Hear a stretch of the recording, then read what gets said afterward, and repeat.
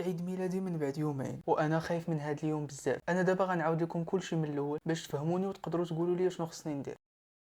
طبعا كلكم عارفين ان اغلب الاطفال كيكون عندهم صديق خيالي. مثلا الاخت التوأم ديالي جيسي كان عندها ثلاثه الاصدقاء خياليين، عدد كبير شويه ولكن ماشي هذا هو المهم. كل واحد فيهم كيتميز بشكل خاص واسم مختلف على الاخر. بحال مثلا كات باب واللي على حد وصفها كان طائر احمر صغير. الوضع ديالي مختلف بزاف صراحه، ما كنتذكرش الطفوله ديالي مزيان، ولكن باقي كنعقل باللي كانت عندي صديقه خياليه وحده كنت مسميها الطائر الاسود. اول مره نشوفها كانت في عمر 3 سنين وبالضبط في يوم عيد ميلادي انا وجيسي.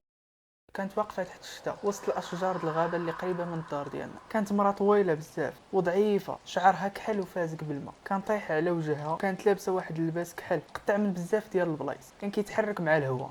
بديت كنحس بالخوف بسبب هذا المنظر اللي كنشوف قدامي. بديت كنبكي، كانت كتشوف في لجيتي واخا عينيها ما كانوش باينين، ولكن كنت حاسس باللي راه كتراقبني. غوت باعلى صوت عندي وبقيت كنشير لجيتها، ولكن ملي عائلتي داروا ما لقاو والو. عنقاتني الام ديالي وقالت لي باللي غير كانت خايف، وهذا الشيء بسبب الرسوم المتحركه. من بعد هذه الحادثه ولات كتبان لي في كل عيد ميلاد ديالي، يعني كل عام كنت كنشوفها وكنبكي وكنغوت وكندير نفس التصرفات، وكل مره كنشوفوا لجيتها كتختفي وكيقولوا لي بلي راني كنتخيل.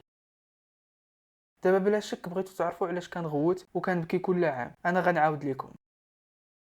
الحاجه اللي كانت كتخليني نغوت كل عام هي انها كل مره كانت كتقرب خطوه جهه دارنا، وكل مره الشكل ديالها كيولي كيخلع اكثر من الاول. شعرها ولا خفيف، البشره ديالها ولات شاحبه، عينيها بداو كيبانوا ليا مزيان ولكن النظرات ديالها كانت كتخلع بزاف. الجسم ديالها متورم وفيه جروح في كاع البلايص. رجليها كانوا مايلين بحال الا كانت مهرسه فيهم. ومن بعد سنوات على هذا الحال وصلنا لعيد ميلادنا 17 انا والاخت ديالي. هذه المره قررت نزعم ونشير ليها بيدي واخا كنت ميت بالخوف. سولت جيسي واش كتشوفي داكشي اللي كنشوف. بلا ما تجاوبني ناضت سدات الشرجم وهي مخلوعه، طلعت للبيت ديالها بلا ما تجاوبني. ولكن بلاتي جيسي عمرها ما تصرفت بهذه الطريقه، ما يمكنش ليها تخلي عيد ميلادها، هذه ماشي من عوايدها. في ديك الليله بالضبط قررت نبحث شويه في الامر. دخلت لجوجل وبديت كنقلب لكن ما لقيت حتى حاجه.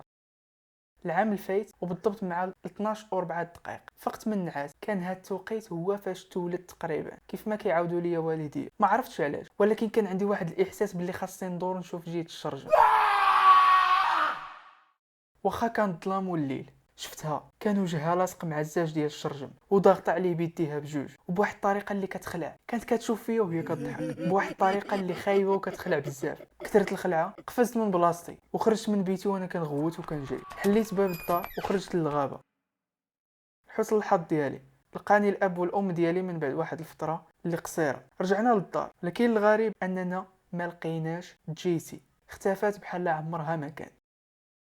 انا خايف هاد العام من يوم عيد ميلادي. انا خايف هاد العام حيت غتقرب ليا اكثر من الاول. انا خايف هاد العام حيت غتقدر تدخل البيت ديالي هاد المره وغتقدر توصل ليا، وشكون عرف شنو تقدر تدير من بعد ما هربت منها.